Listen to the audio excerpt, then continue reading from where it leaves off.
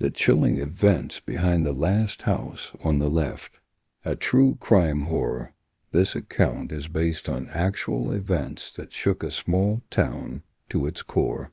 The details are disturbing, and though many have tried to dismiss it as an urban legend, the facts are irrefutable. What happened in that house has haunted the people who lived nearby ever since. In the summer of 1972, two young girls, barely into their teens, left their homes for a weekend trip in a nearby town. Their parents, trusting them, never imagined they wouldn't return. The girls were abducted by a group of sadistic criminals, known for their brutal nature and horrifying crimes.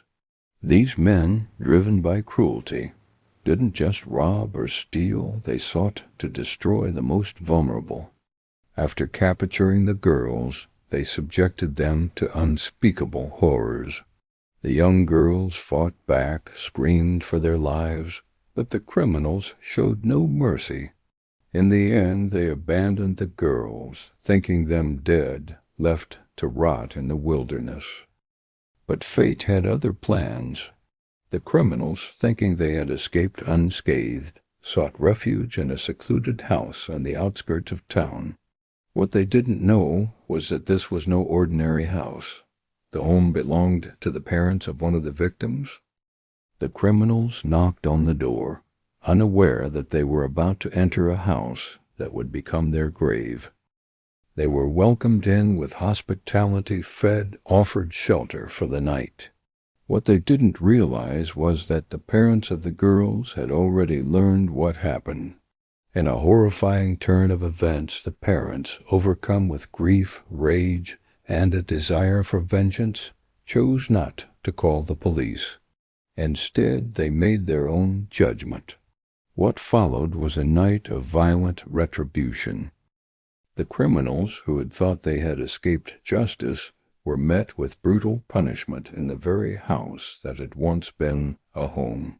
The authorities later discovered what had happened. The criminals had been tortured and killed, but the details of their deaths remained too grisly to fully report. The parents, forever changed by their loss, became recluses.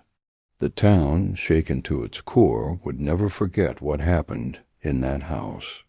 Today the house stands abandoned, though some claim it still holds the remnants of the nightmare that occurred within. Locals say the screams of that night echo in the walls, and those who venture too close report a sense of dread, as if the house itself remembers the horrors it witnessed. This story serves as a grim reminder of the length to which one can be driven by grief and rage. It is a warning. Some events are better left undisturbed, lest they haunt you forever